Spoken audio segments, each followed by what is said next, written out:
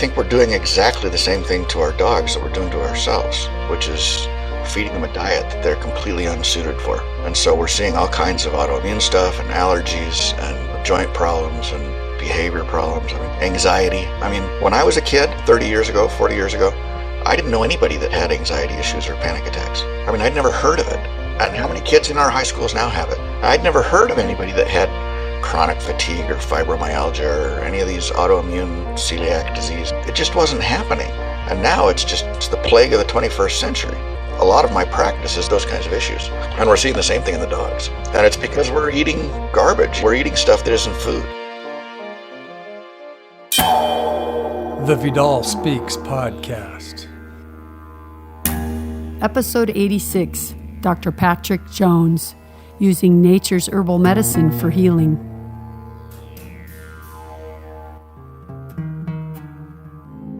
Welcome to Vidal Speaks. My name is Deborah Vidal, former 11-year LPGA golf pro turned classical homeopath, certified plant-based nutritionist, and wellness coach.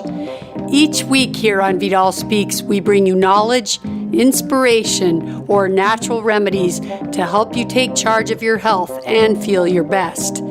I believe health is freedom and knowledge is power, so tuning in each week will give you the power to take steps towards freeing yourself from the chains that hold you back from having the energy to do all you want in life. No matter where you are in your journey of wellness, Vidal Speaks can help. I promise. Hey everyone, how's your summer going? Welcome back to the Vidal Speaks podcast. And to all of you in Texas, I really want to send you my heartfelt wishes because I know about all that destruction that Hurricane Harvey caused there, and I feel so badly for you. I know many of you out there are in distress, and I just want you to know that I'm sending love your way. What a disaster this was, and I can't imagine how scary it must be to be part of that crisis.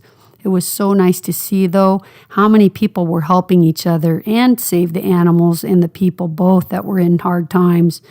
But it's really times like these where we reach across the borders, the boundaries, and our belief systems, and we just reach out and help each other.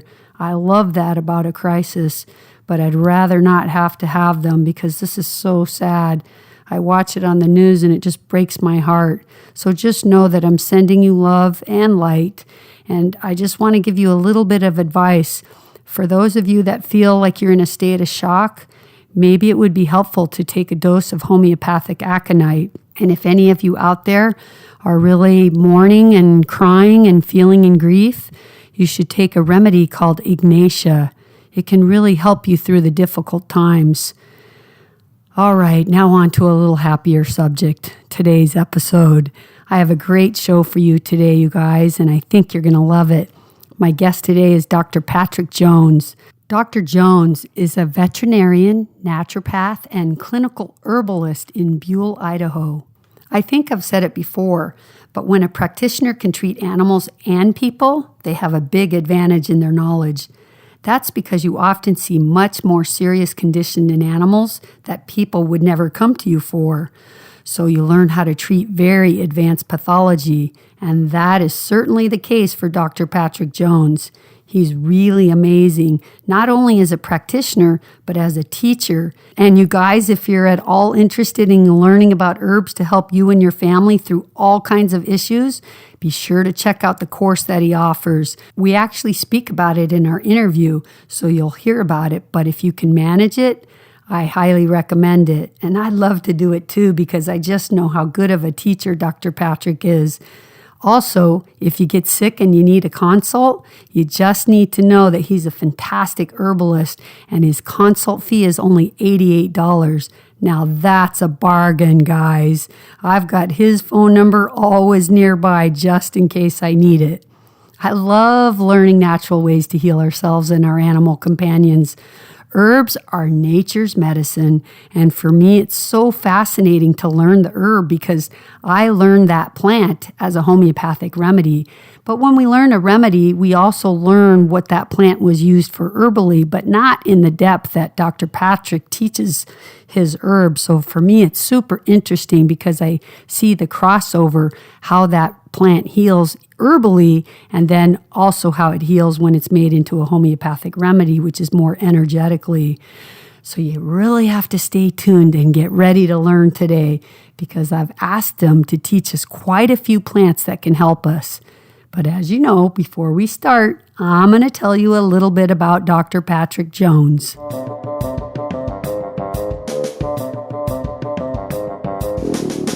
Dr. Patrick Jones is a veterinarian, naturopath, and clinical herbalist in Buell, Idaho. He owns and operates Fairview Animal Hospital, also in Buell, Idaho. He practices as a clinical herbalist for man and beast, as he says, which I love. And because of his veterinary credentials and license, he has had the unique opportunity to treat cases that most herbalists wouldn't dream of addressing. He can give us that benefit because of all this experience treating the beast. For many years, he's seen the power of herbs bless the lives of his veterinary patients and human clients. As a result, he has a passion for herbal medicine and an evangelical zeal to teach others about these wonderful plants. This passion has given rise to Homegrown Herbalists LLC, a company dedicated to teaching others the principles of botanical medicine so they too can be more self-sufficient and have a better quality of life. Dr. Patrick does a lot of lecturing, workshops, and herb walks to help people roll up their sleeves and get beyond the theoretical and into real applications. The culmination of this passion for teaching others is the Homegrown Herbalist School of Botanical Medicine. His dear wife Lori and he are the parents of 15 children and grandparents of 11 grandchildren. They live in Buell, Idaho on their 2-acre property where they grow and process over 100 different medicinal plants. So you guys, if you ever need great plants or herbs, go to his website and buy his stuff. Trust me. Okay, let's go talk to Dr. Patrick Jones. So put those learning caps on for this one. Here we go.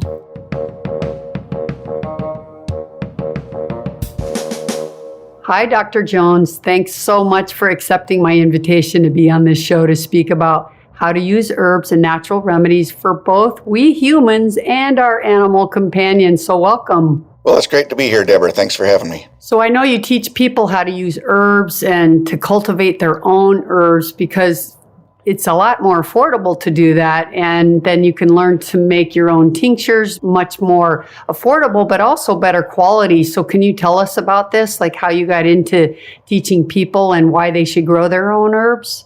Well, I think the primary driver for me with producing your own material is the quality. Certainly the expense is an issue for some people, but the quality of the medicine is remarkably different when you produce your own herbs. Just when I have a workshop, I always pass around 2 jars of herbs, and one of those jars is some yarrow that I purchased a month ago from a really reputable quality, all organic, great herb company. And the other jar is stuff that I grew myself 2 or 3 years ago. And the difference in the aroma and the color and everything about it is astounding. I mean, people can hardly believe the difference.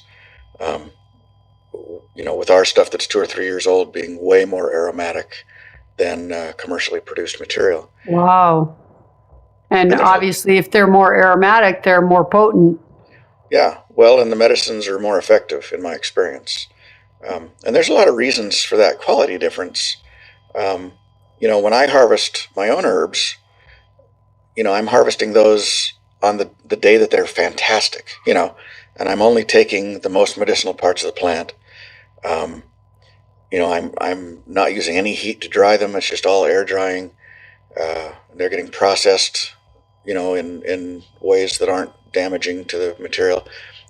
And you contrast that with a commercial grower, even a really conscientious, organic, great commercial grower. Well, they're going to harvest the herbs the day the combine can come. and and they're going to harvest the whole plant. They're not just taking the flowers or the leaf or whatever, and they're taking also whatever weeds are in that field. And so, even in the best, most conscientious of circumstances, you're going to have a lot of material in there that isn't particularly medicinal. In the worst scenarios, you have intentional adulteration of the product where, they're putting fillers in there or things that, are less expensive and aren't the medicine. They've done some studies recently where they went to stores and purchased herb products, echinacea or St. John's wort or whatever. And these were, health food stores and Walmart and Fred Meyer and all these kinds of places. And they bought the products and took them home and analyzed them in the laboratory. And in one of those studies, a third of the products had none of the herb whatsoever in them. Oh my gosh, that's scary. And the other 2/3 of the products had anywhere from really fantastic, great 100% echinacea to there might as well be none. And they found all kinds of other things in there. I mean, some of them even had like peanut residue and stuff, which is great if you're allergic to nuts. Wow. So, there's no regulation. And the sad thing really about that is because a lot of people will go buy that and there's no way for them to know if the bottle that they bought has any in it or not. And then they take it, and I know this with homeopathy, if they get a remedy, at least we have like pharmacies that, have to make them a certain way. But still, if they say, oh, I tried herbs, I tried that herb, it didn't help me. Well, it didn't help you because there was nothing in the bottle. There was no St. John's wort or echinacea. So it kind of makes people turn the other way and give up on something that could have been their answer. Yeah, that's exactly right. I've often heard the been there, done that attitude about the herbs, and you wonder if they really have. Yeah, that's so true. And so when you do have to buy from a company, because I know you grow a lot, and I want you to tell people the name of your site because you sell a lot of your herbs that are such potent qualities. But so tell us what that is. But when you do have to buy something, because I assume you can't grow everything you use, where would you go buy it from? Well, we produce about 150 species on our place. But there's no way for me to produce, like I'm not going to dig enough burdock to keep up with myself, Yeah. And so we do, and I can't grow frankincense and myrrh and, some of these exotic things. Although we do grow a lot of exotic things that one might not expect. But anyway, there's some things I cannot produce. And so for those things, I have used Mountain Rose Herbs a lot. I think they try really hard. And, they try to be organic. They try to know who their producers are and where the stuff's coming from. And so I have a high level of confidence that they're doing their best. I like that company too. I've used their essential oils. I've bought a lot of their herbs like calendula for my tub and other herbs that I put in my bath. And I've used them for kitchen spices because they do a lot of organic. And true, I feel like they make a good effort to try make a good quality. So that's cool. You like them. Yeah, I think they're good people.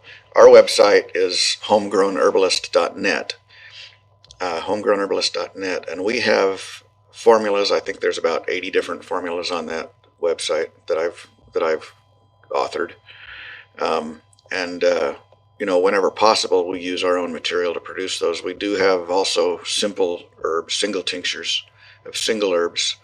And we actually have a category of what we call homegrown tinctures so that absolutely that those tinctures were made just with our stuff. Well, that's great. I know where I'm buying my future herbs. Because I know I've seen you on a couple symposiums and little YouTube things, and I know how good a quality that you want for your products. So I highly recommend to all the listeners to check out your site and try one of your tinctures. So that's really great information.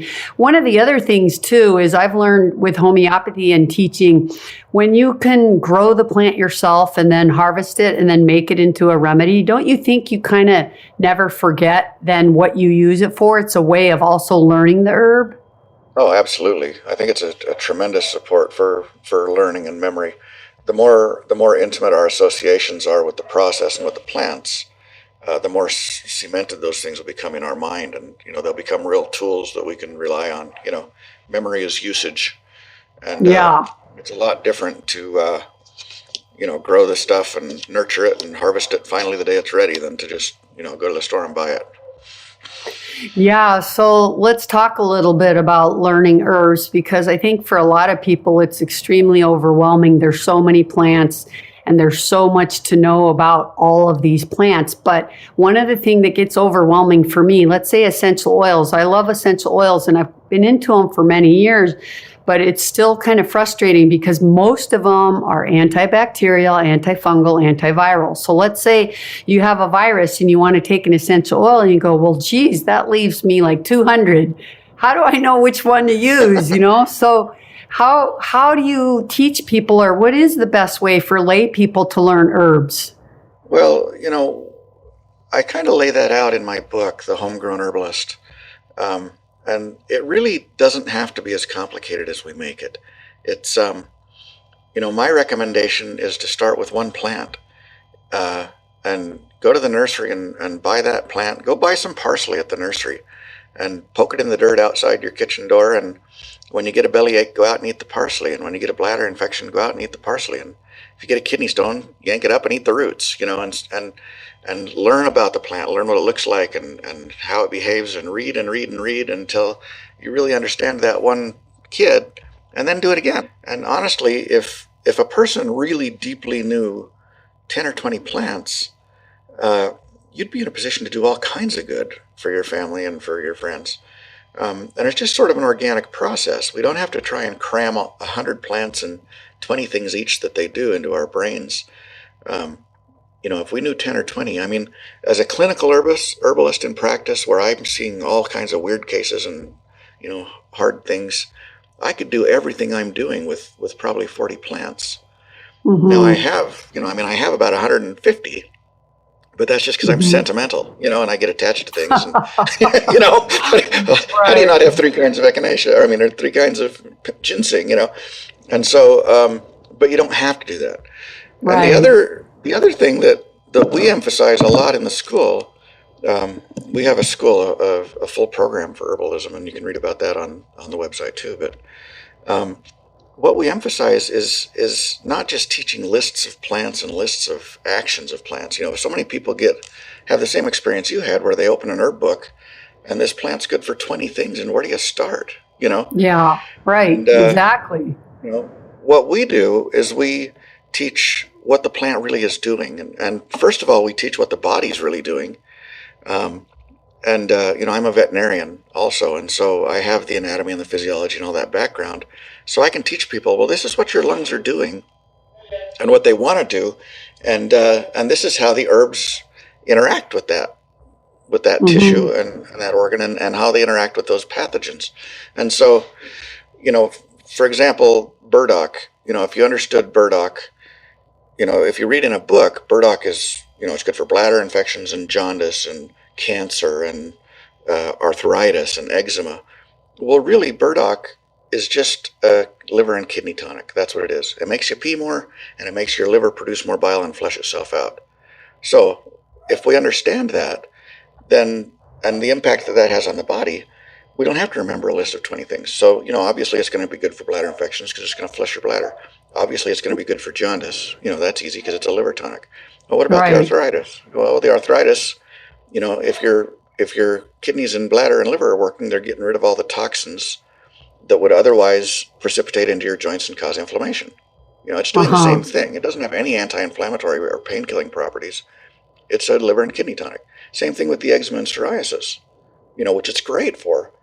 Well, it doesn't have any antibiotics. Yeah, so you're saying that since it doesn't have the affinity, say, for skin, but I found also in my practice that my eczema patients, I always had to do like a liver remedy, because eczema has a lot to do with kind of a dirty liver, a clogged liver.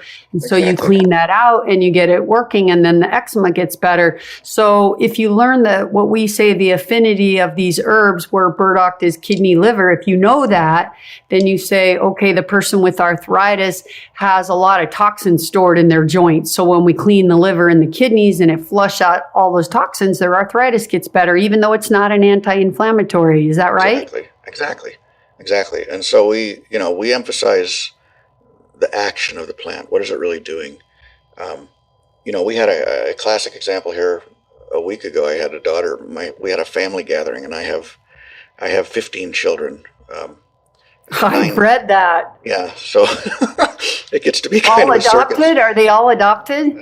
They're mostly adopted. We have kind of a mix, but we've got 11 adopted and 4 homemade is what we got. But anyway, one of the girls had made some chicken. One of the younger girls, and there's always a learning curve, with cooking in young girls. Anyway, it was really, really dry, and one of the other sisters had taken a big bite of this chicken, and it got stuck in her esophagus, and it was really stuck, and like for half an hour, 40 minutes, and she would drink water, and it would come back up, and there was just nothing she could do, and she was getting a little panicky and scared, and what's going on, and I walked into the room, and I said, "Oh, what's going on?" And they said, "She's got chicken stuck in her throat." And I says, "Okay." And so I gave her an antispasmodic. I gave her cramp bark. And immediately she took that tincture, and immediately her esophagus said, "Oh, I don't have to squeeze this anymore." And it relaxed, and it just went right through, So just understanding the mechanism, what is the esophagus? Well, it's a muscle, right?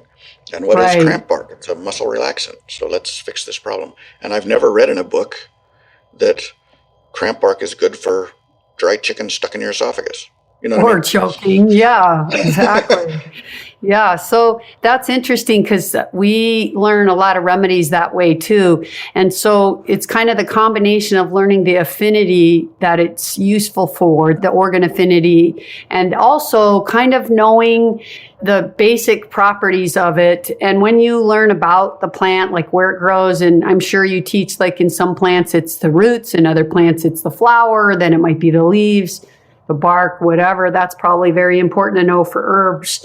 And I think really what's the best thing that you said, in addition to the affinity, is don't take on too many. Learn one, then another. I remember we had a homeopath who treated very serious conditions. Like he would only take patients if they had a poor diagnosis. And he used 50 remedies, and we have 10,000 in homeopathy. And he had a huge successful practice using 50 remedies. And he'd tell people, if you could learn 10 inside and out, you will do more good work in your practice than knowing 500. Well, or having 500 on your shelf and not knowing what they're for. Yeah. Exactly. Yeah.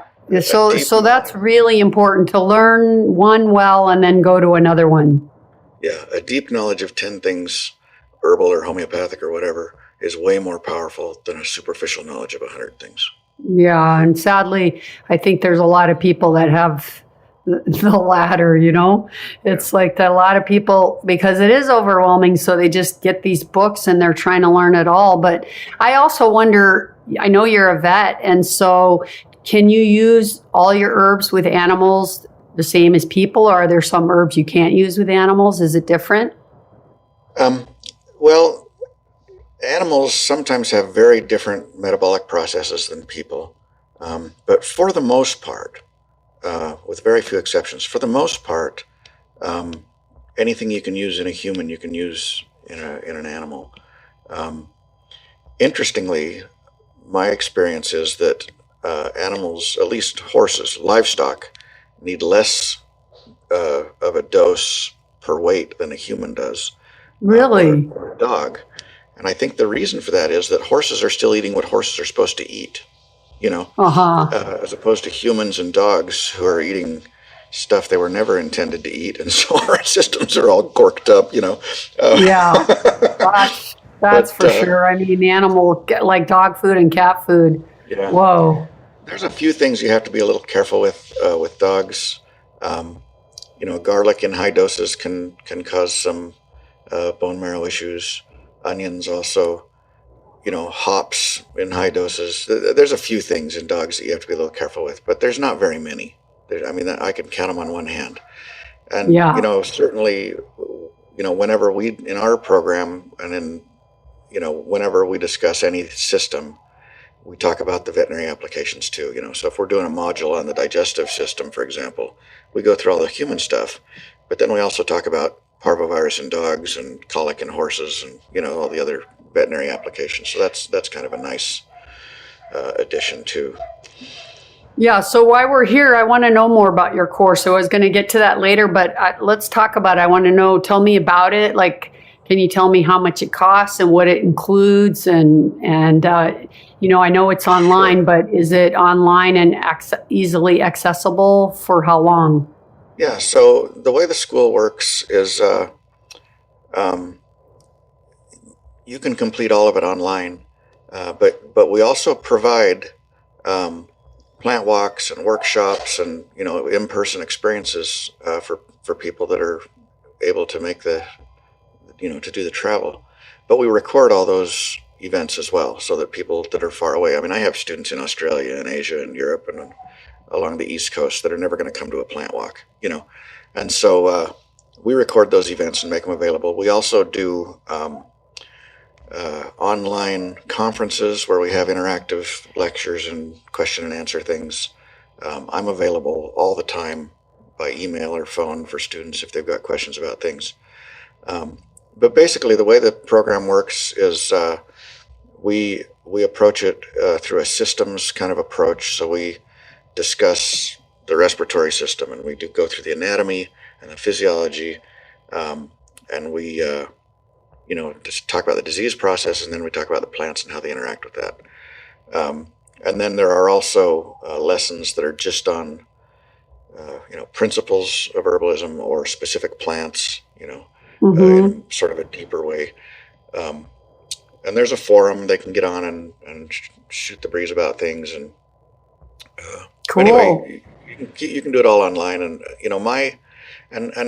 we're very our intention is that people be able to use herbs to bless their lives. And this is not an academic pursuit. This is real life, real application. And one of the real unique things about our program is that because I'm a veterinarian, I can do whatever I want with a dog. I got a really expensive piece of paper on the wall that says I can do whatever I want with your dog. And so when, if you went to your herbalist with gangrene or a gunshot wound or a rattlesnake bite, he's going to send you to the emergency room. But if you bring a dog to my practice, I am the emergency room. And so I have been able to do things with herbs that most herbalists never do, and we treat all kinds of stuff that is, pretty extreme sometimes. And so, I bring all of that to the school. This is real in the trenches, real life herbal medicine. It's not theoretical stuff that somebody wrote about 100 years ago and we're just regurgitating it, and repackaging it. This is the real thing. That's what I love about your work. Very practical.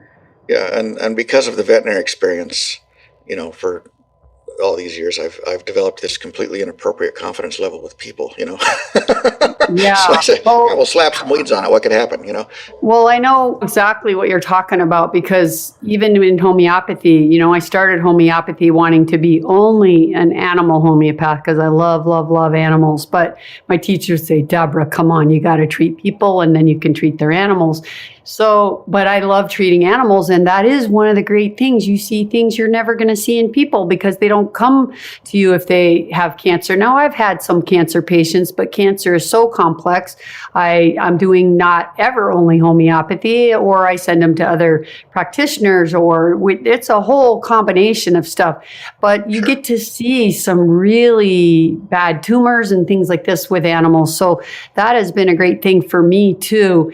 And so I know exactly what you're saying, that you get this unbelievable knowledge because you get to experience things and not just read it in the book. And that is one of the things I love you. I've seen pictures on your site about those dogs. That one dog, I think he fell out of a car and he had scraped his whole, gosh, it was nasty, the pictures, but amazing. You did some poultice on him or something. And it was like, wow. Yeah, we've had some pretty remarkable wound cases over the years, and that's become an area that I've had a lot of experience with that a lot of herbalists don't get to play with very much. Did you do that all with the external poultice, that dog? No, I usually do internal support too. So we're doing internal herbal stuff and external herbal stuff. Mm-hmm. And then lastly, about your course, is it something they have to complete within a certain amount of time or do a certain lesson this week and then another one next week? No, not at all. There's no time limits of any kind. It's kind of like the Hotel California. You can check out anytime you like, but you can never leave. So you're All a student right. for life. I'm a student for life. Some people, some programs will give you a degree, call you a master herbalist. I don't even know what that means. I've been doing this for a long time, and I don't feel like I've mastered anything. Yeah. I don't even. I always feel like the means. more you learn, the more you realize you don't know. Yeah. But no, you can participate for the rest of your life. You can get on and redo the modules, and we update modules and send you a note and say, hey, doc, learned something and fix this, and updated it, and we had a cool case, and all that stuff you'll always have access to. You can watch the videos and come to a plant walk if you want. I mean, there's all those things are always available, and so it's a lifetime pursuit. I mean, it's a lifetime learning. If you finish, there's a prescribed number of modules that if you get through them all, I'll issue you a certificate of completion for the clinical herbalist program. But I don't expect anybody to think they've learned everything and they're done. Yeah. And how much does it cost? So the program right now is $7.99, and we allow for that price. We allow you to bring another person in for free. Wow. And that other person is a full-fledged student. They have their own account. It's just like they were the one who gave me the check. They're absolutely equivalent in all ways. But the reason we did that is because I just think people learn better if they have a study buddy. If a husband and wife are doing it together, or a couple of sisters or neighbor ladies or whatever it is, if they're doing it together, they're going to be more motivated. They're going to learn better. They're going to go out and putter around in the woods together looking for stuff. It's just going to be a better experience. And our cost, $7.99 for two people is kind of absurd in this industry. It is. Most programs that are of a similar depth and breadth of what we're doing are, several $1,000s. Some of them are as much as $5,000. And well, why can I do that? Well, it's because I make a pretty good living spaying cats. You know what I mean? I don't have to make a living being an herb school teacher. So the cost of the course just reflects what it cost me to administer it. That's so nice. So I want as many people as possible to learn how to do this. I just think it's really critical for people to learn how to do this. And so it's almost like a ministry, more than a business.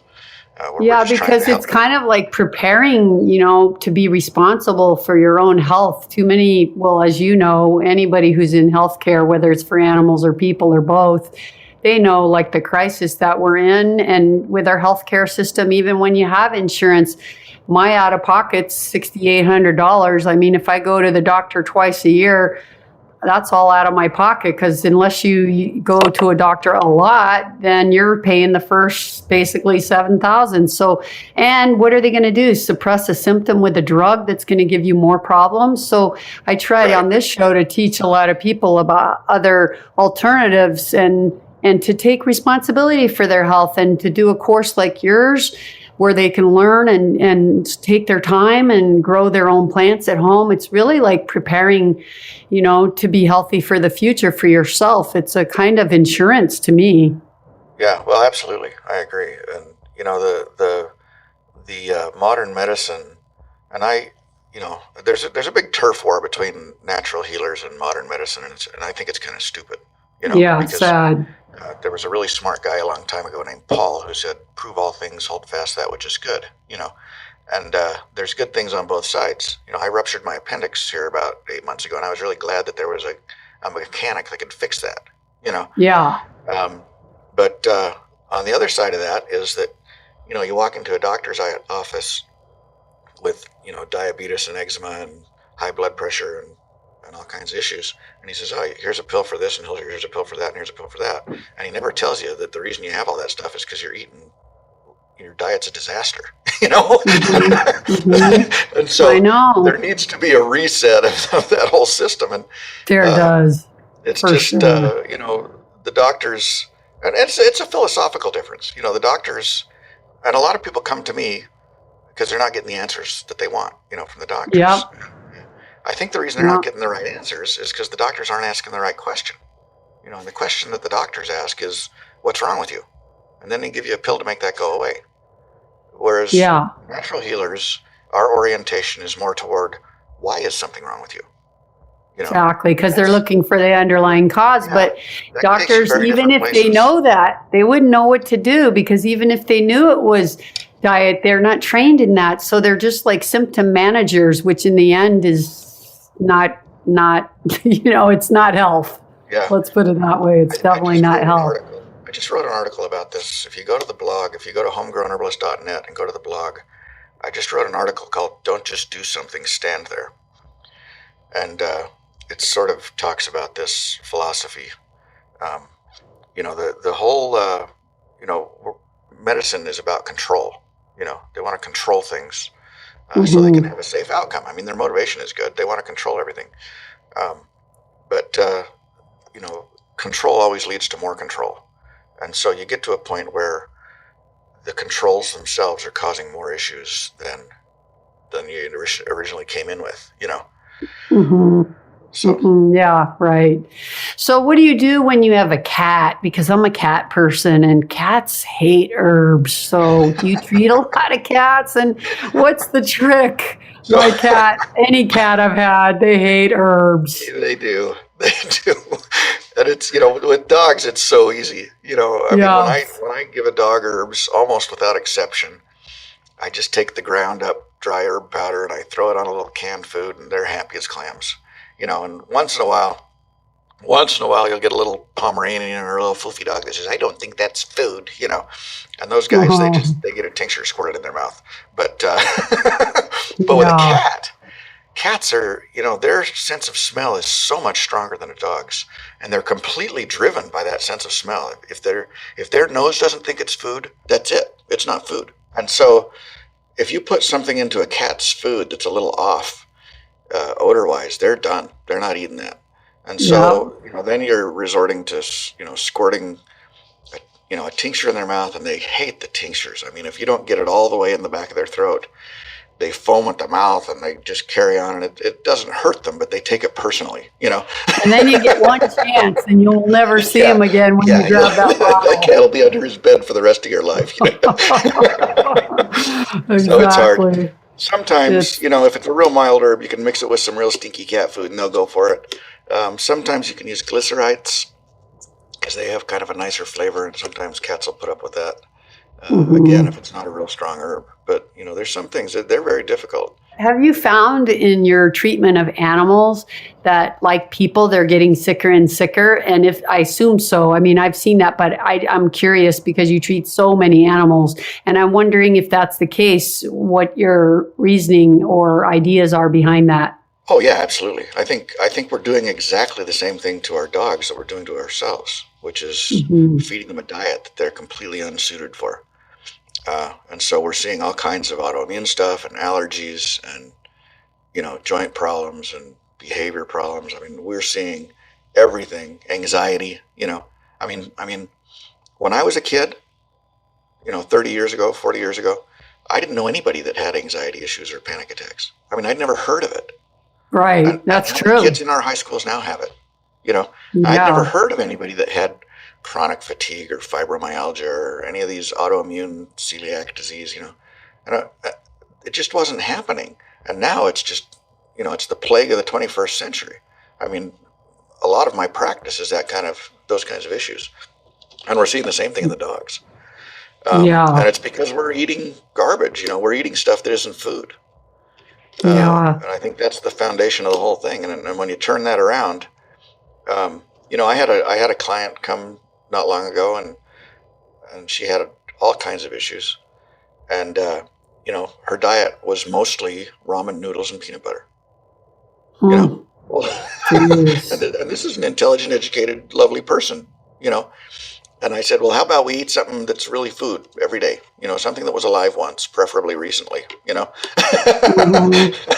And she came back a week later and says, man, I feel fantastic. I know, it's amazing, though, really, how many people don't eat one vegetable a day, not even one. Oh, yeah. I mean, I'm always shocked about it. But what you're saying is right. It's gotten so easy to just pick up what they call food in a can, in a box, in a plastic thing, that's called a snack, and that's how people live and blow.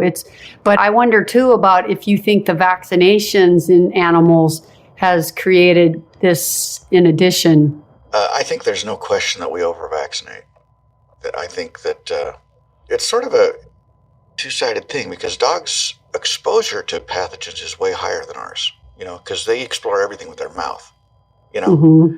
And so they're way more susceptible to being exposed to parvo or something, to being exposed to dysentery or measles, because we have toilets and we wash our hands and you know what I mean?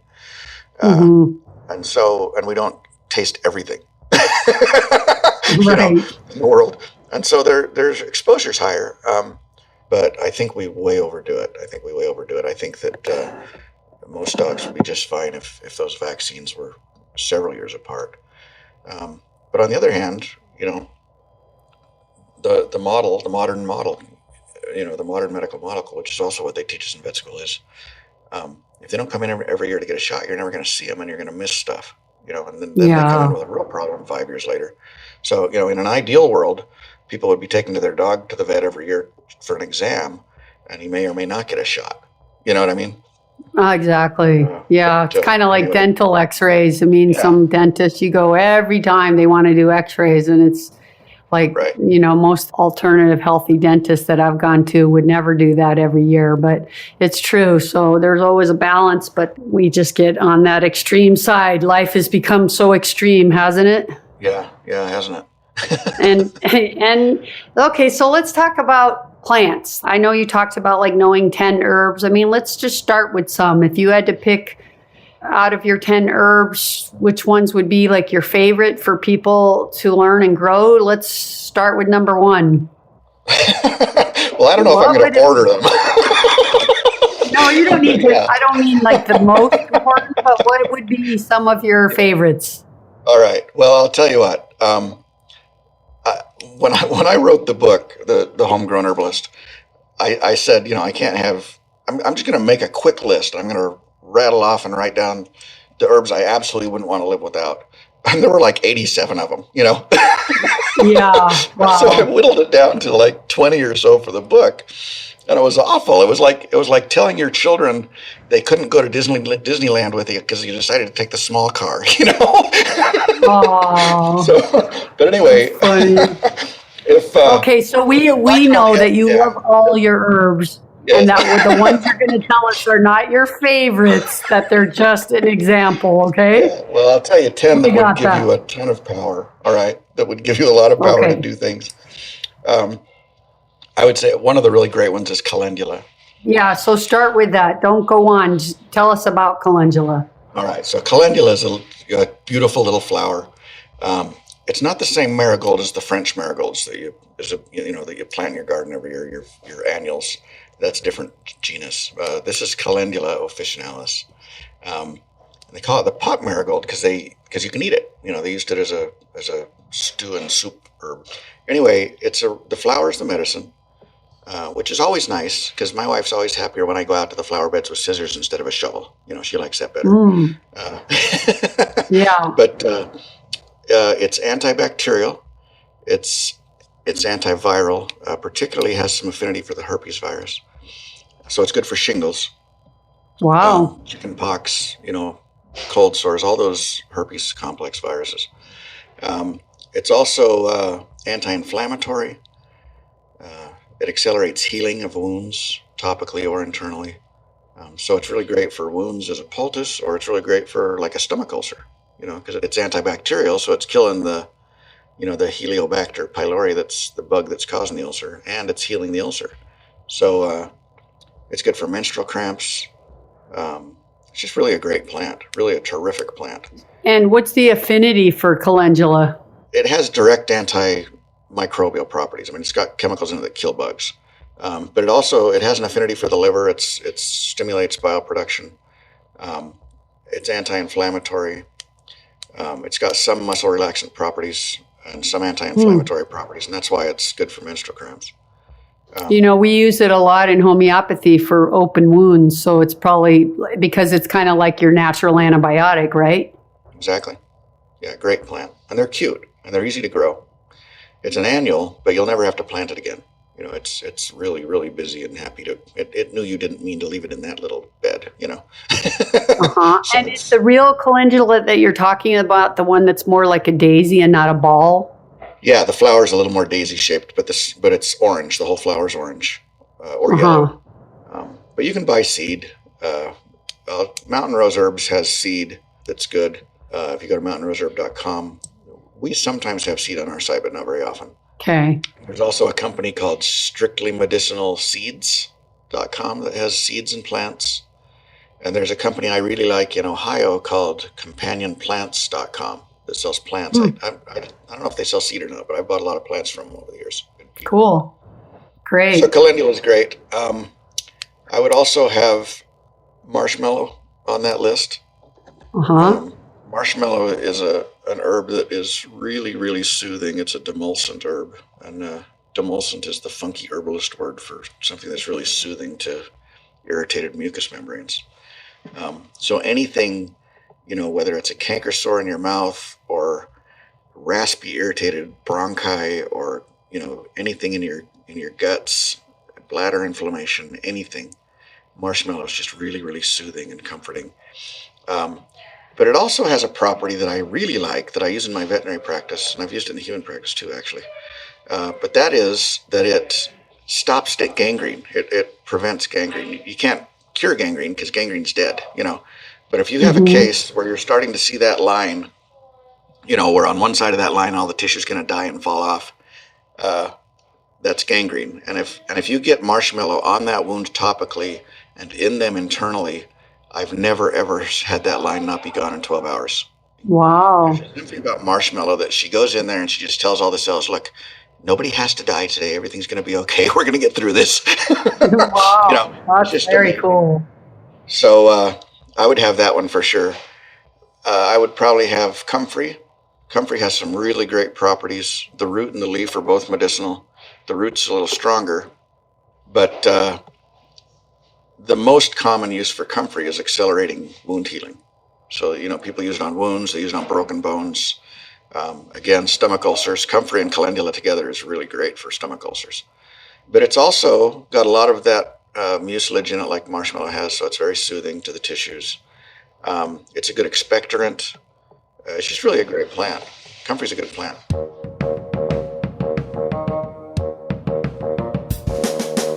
Time to take your break and walk around and stretch. And I'd like to ask you guys to please keep sharing the show. It's getting easier and easier now to share podcasts because more and more people listen to podcasts. And even cars, they have that new Apple Play system in it. So it lets you just hit the podcast app from your screen now. So I just ask you guys to help me get the word out. We need everyone to know everything about how to heal themselves and how to live in a way that's going to give them the best quality of life. You guys know I want to reach millions because I want to help millions heal or get well. And I need your help. So if you love the show, please ask 3 friends to listen. And if they like it, then ask them to please review it. I know it's a pain to leave a review. But if you haven't left one yourself and you feel inspired by the show, then please do it and leave a review in iTunes. You guys know I'll love you forever for that. You can also support the show with donations. You can do that either directly from my website or by using the Amazon banner on my website. And all those purchases from your Amazon banner are private. I don't get to see what anyone buys or who buys. You just click on the link and it takes you right there. If you bookmark that page, you can then just click on your bookmark and it'll take you to Amazon each time via my link.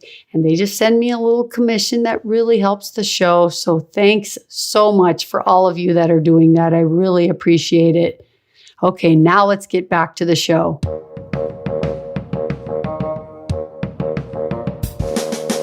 In homeopathy, we call comfrey, the name of the remedy is called symphytum, and we use it for fractures that don't heal, or even I've used it when someone broke their toe and had a lot of pain 10 years later. It never really healed right.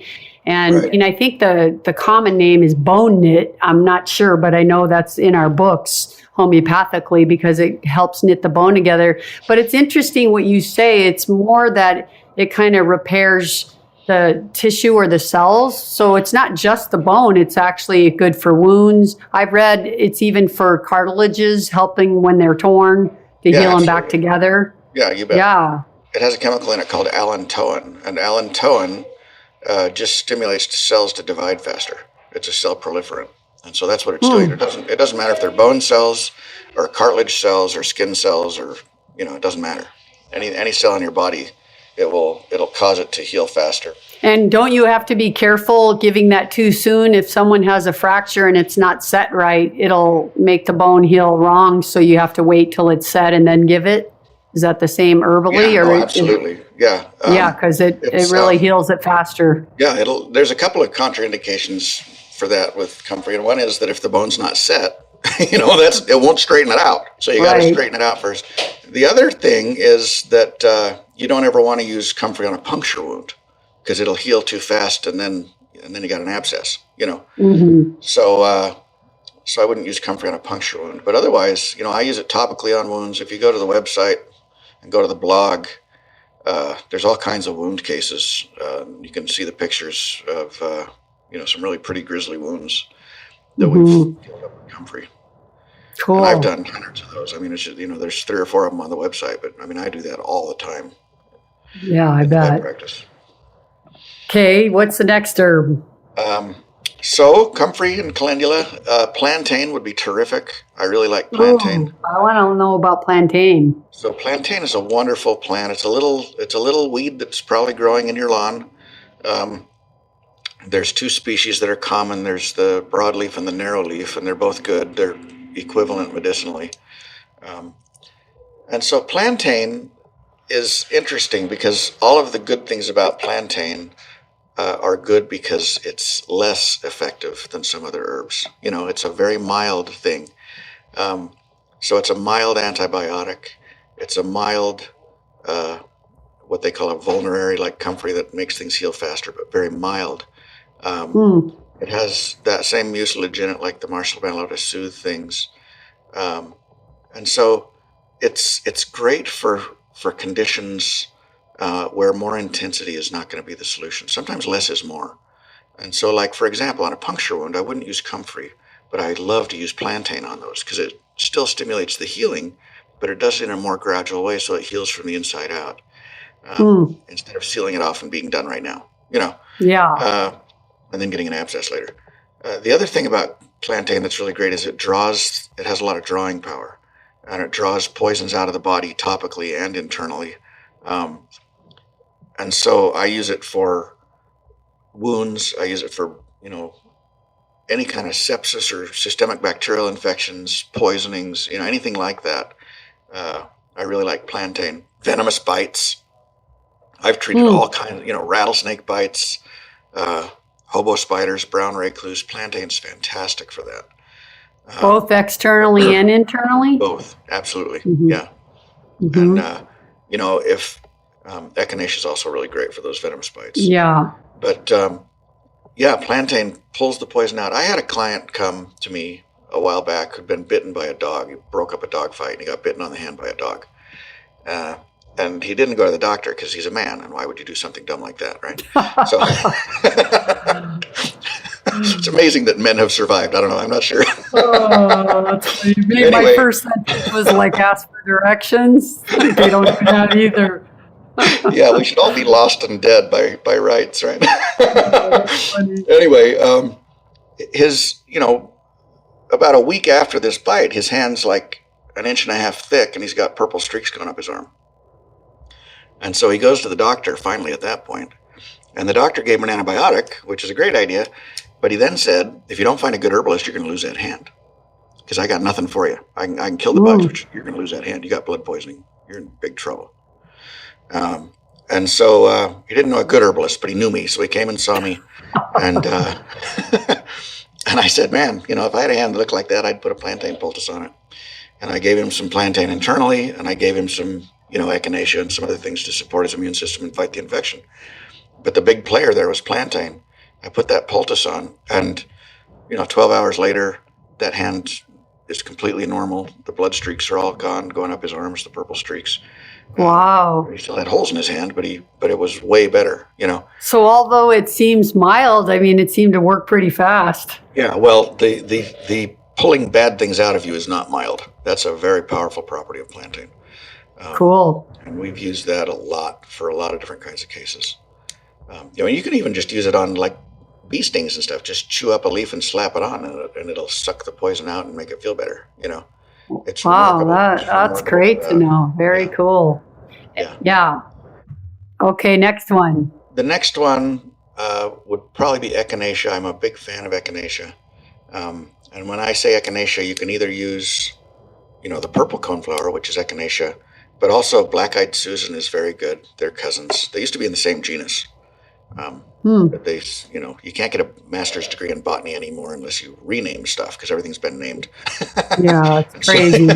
So anyway, the black-eyed Susan is Rudbeckia now, and the echinacea is still echinacea. But anyway, echinacea is a really great plant. It's a very mild plant. You have to be aware of how to use it. And this is another, we talked earlier about people taking herbs and saying, that didn't work.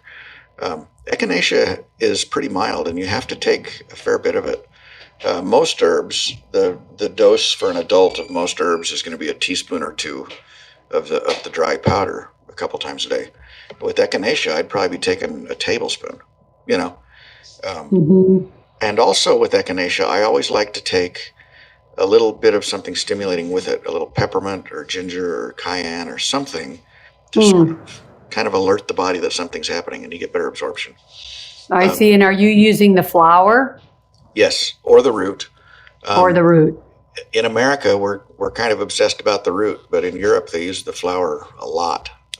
So we've been using the flower for years, and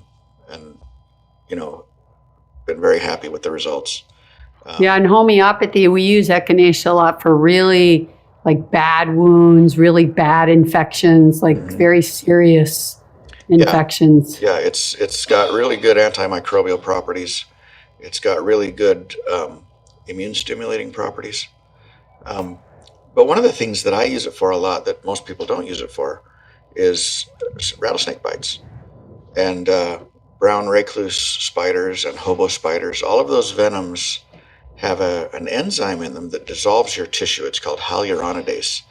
And it dissolves the hyaluronic acid, which is kind of the glue that holds your cells together.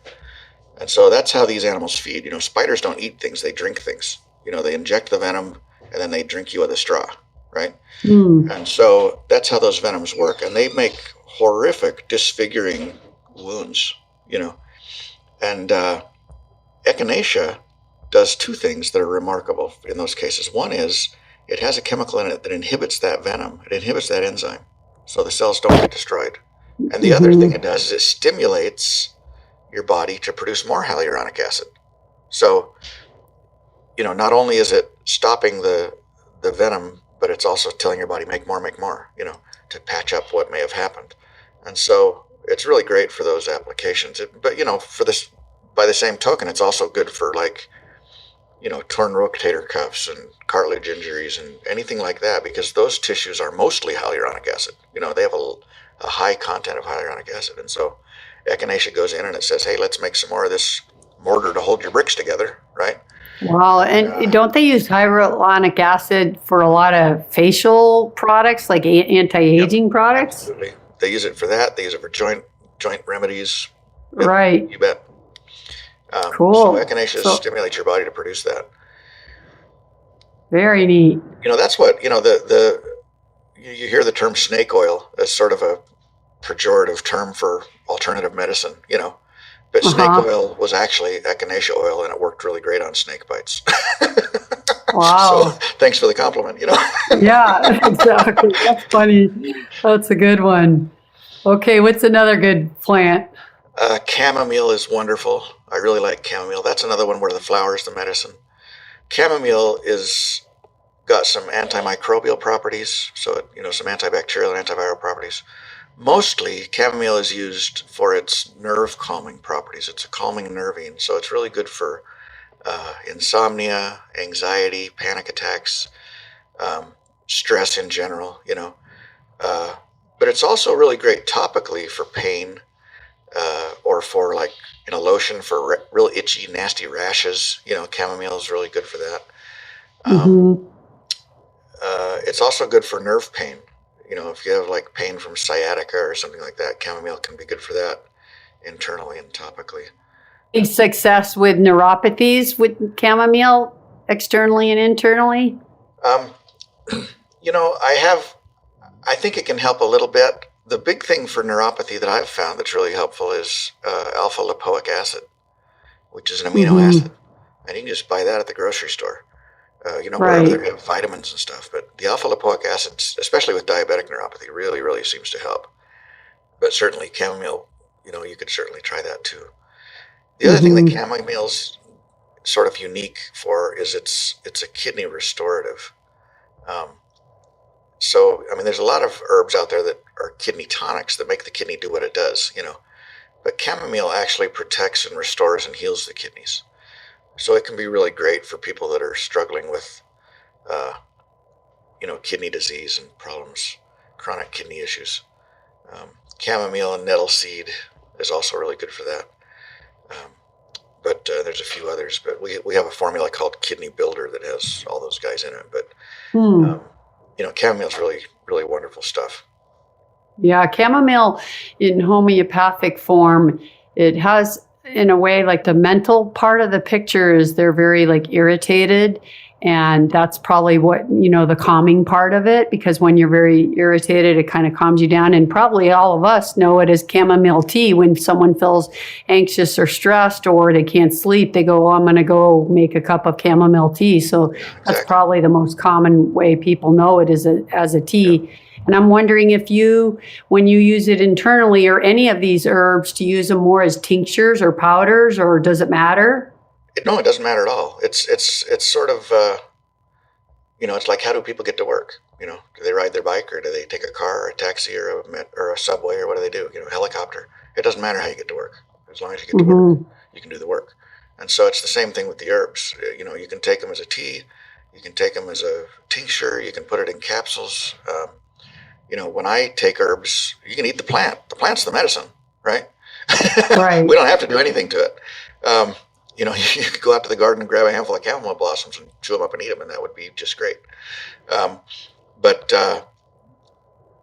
myself, when I take herbs, usually what I do is I just take we dry the herbs and then we grind them into a powder, and they're good for several years like that.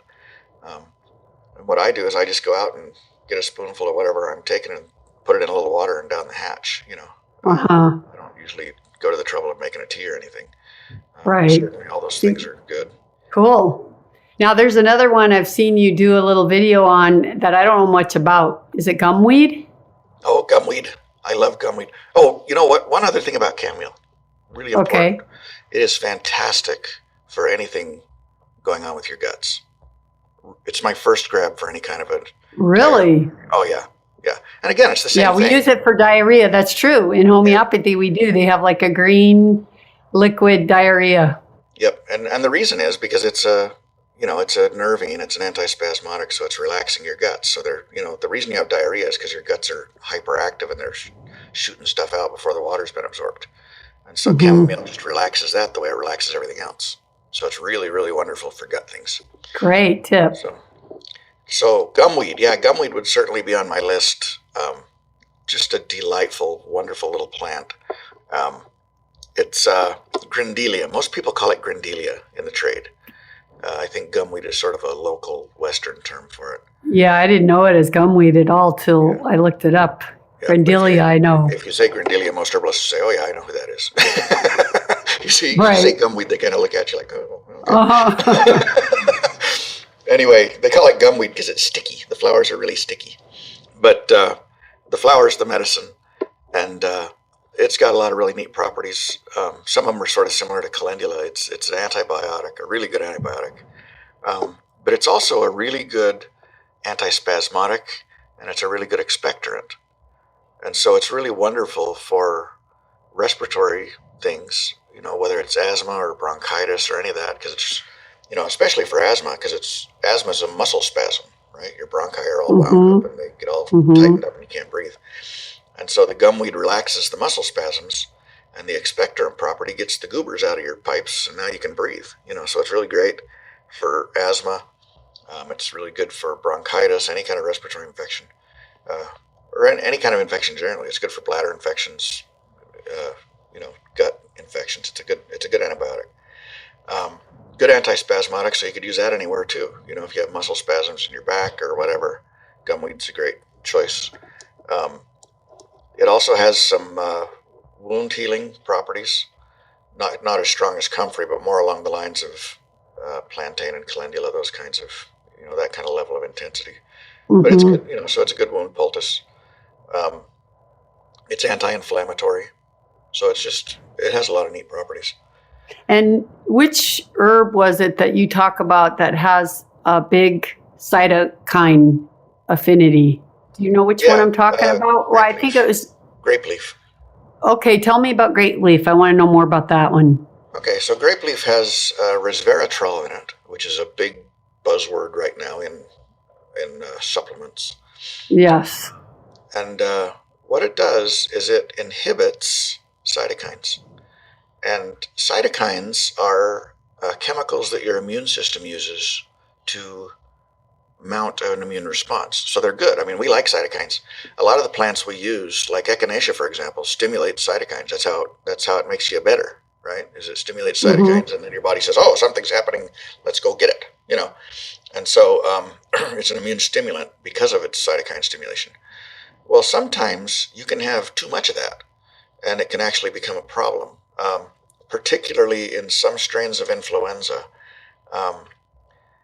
like the Spanish flu is a good example. The Spanish flu came through, and it killed people that were like from 18 to 30. They were dying like flies. But the little old ladies and little kids, who the flu usually kills, were surviving. And so the reason the young, healthy adults were dying is because they were actually drowning in their own immune response. Mm-hmm. Isn't that a definition kind of pneumonia then?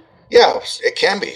And so what they call that is a cytokine storm, and so I'll give you an example. My wife was sick, and we have, when I'm coming down with a cold or something, I'll go out in the yard and I'll grab a handful of yarrow and a handful of peppermint and a handful of elder leaves, and I'll make a tea and I'll drink that all day. And 9 times out of 10, whatever it is that you're going to get, you won't get it, And so I had made a tea like this for my wife, and it had some echinacea in it too.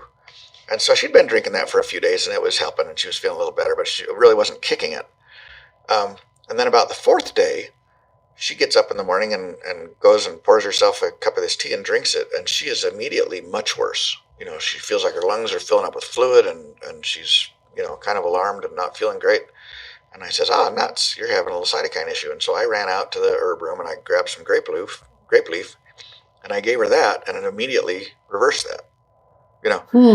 So, that's another sort of principle of herbal medicine is, a doctor gives you a bottle of pills and says, "Here, take these and go away." But as herbalists, that's not how your body works, and what your body needs on day 1 of a disease process may not be what it needs on day 4.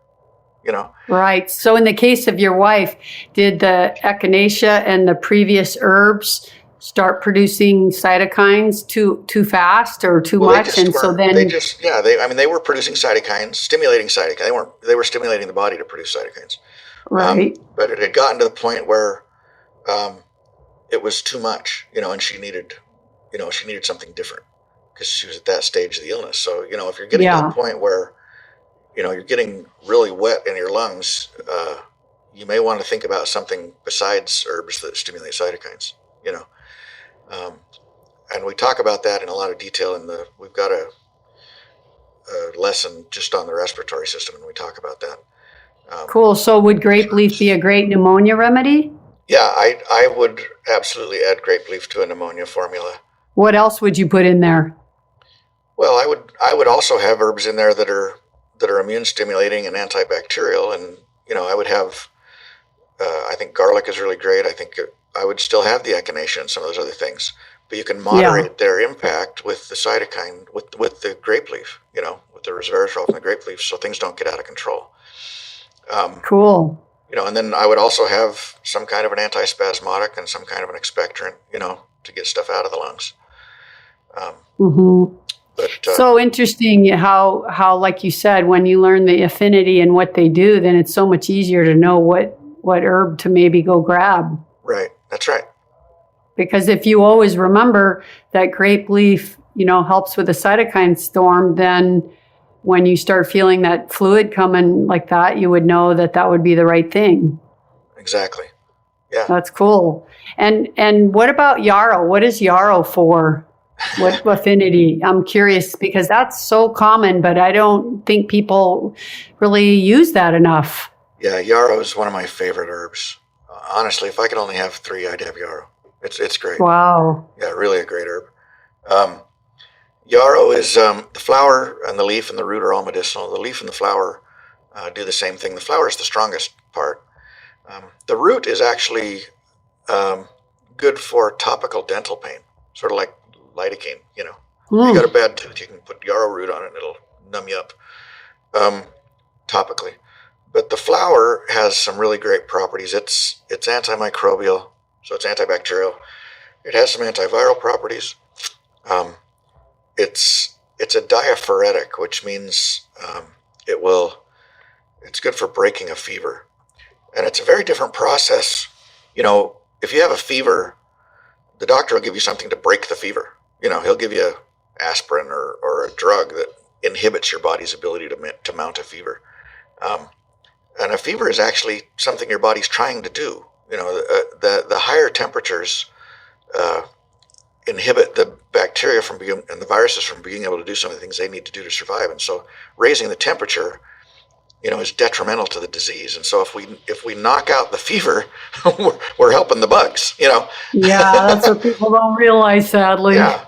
But yarrow is different because what yarrow does is it actually enhances the fever. It actually, if you take yarrow tea, if you take hot yarrow tea and wrap yourself in a blanket, you'll break into a sweat and you'll get much hotter for a minute, and then you're done. It breaks the fever by making the fever more effective, so it doesn't have to last as long.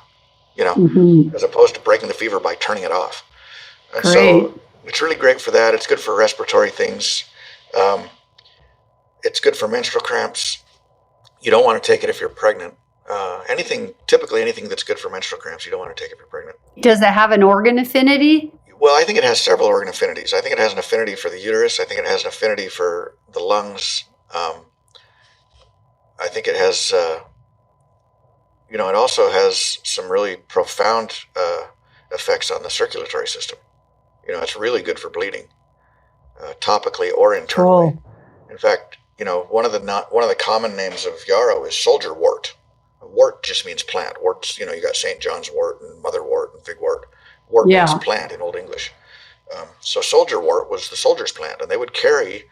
Even up until the First World War, people were carrying a bag of yarrow to staunch their wounds. When they were in battle, the ancient Greeks did it.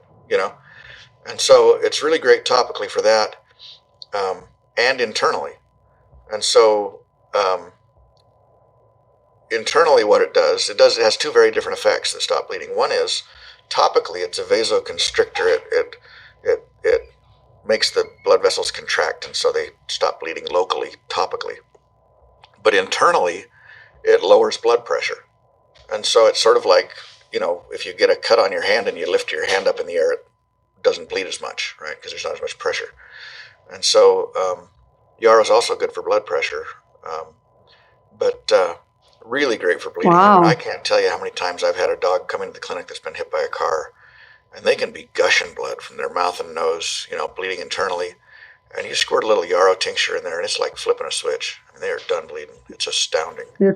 I love how much the crossover is, when you learn a remedy and then I learn it herbally. It's very cool to know that. That's why I'm so interested in your work, because homeopathically, it's very much the same, although we include some also emotional, mental pictures, which I'm sure you guys do too. But sure. Very, very interesting. And if you had, what's your spasmodic remedy? If someone had a bad cough or even a back spasm, what would be your spasmodic remedy you'd think of?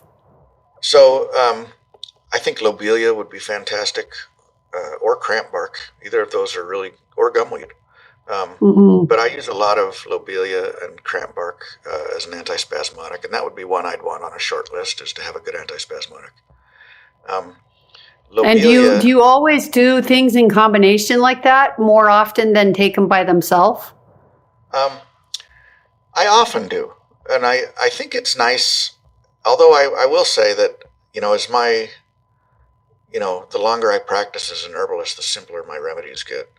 But I often will give more than one choice to the body. I'll often put, like I have a formula that's a muscle spasm formula, and there's 3 different antispasmodics in it, and it just kind of gives the body a palette of things it can choose from, and say, oh, well, this one will work for me. So I often do that, and I think that's a pretty typical practice in herbal medicine to have a little formula. Like the body's smart enough to kind of know what it needs and what it doesn't. Right. Yeah. And lastly, I'm curious, because you grow so many of your own herbs, do you have any tips to not have to, what do you do with the natural bugs that go after them? What do you do for pest control? Ironically, I have almost no problems with pests in my herbs, because really, it's not an issue almost always. Once in a while. Is it because they feed off each other to keep the soil in balance? Well, it's because that most of the chemistry in those plants that we're using as medicine is actually intended to kill bugs.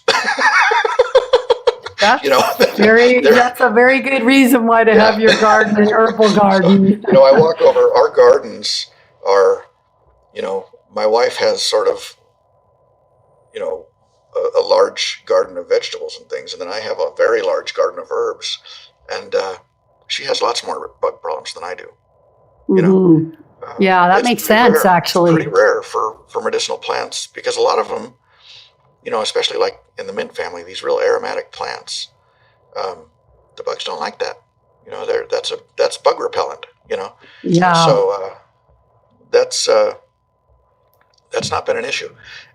When I do, my wife over on the other side of the garden with her zucchinis and stuff, we use a lot of diatomaceous earth, and just sprinkle the plants with that. And what that does is it scratches the wax off the bugs, and then they die of dehydration. So it's not a chemical thing; it's a mechanical thing. Yeah, that stuff's great. You can also, if you plant herbs with your garden things, they tend to extend that protection. Yeah, so like in between your tomatoes or in between your, beans, or you put some herbs there that help keep the bugs away from the vegetables. Yep. Yeah, cool.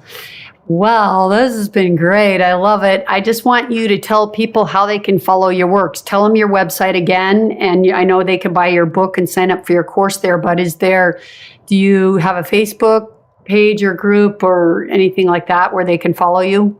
Yeah, so we have the main website, which is homegrownherbalist.net. There's also a Facebook page that's Homegrown Herbalist.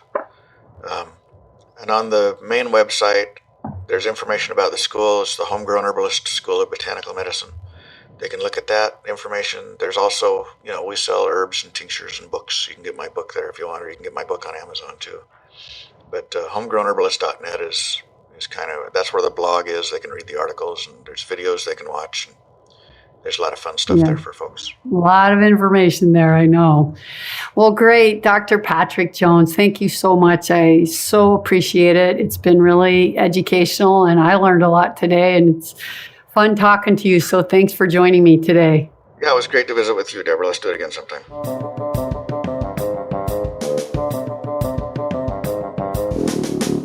I hope you guys loved Dr. Jones and all he taught us today. I hope you loved him as much as I did, because I sure love learning about how nature has all the medicine we need and how we can use this medicine from plants to heal us in a way that is not only more powerful than drugs, but without all those side effects of a chemical pill. I loved how Dr. Jones taught us about those 5 or 6 plants that he felt were the ones that would be so helpful to know right away. And remember how he said it, if you just learn one herb at a time and you learn that really well, then it's a lot easier to remember. Now you guys have this episode to re-listen to as often as you need to so you can begin your healing journey with herbs.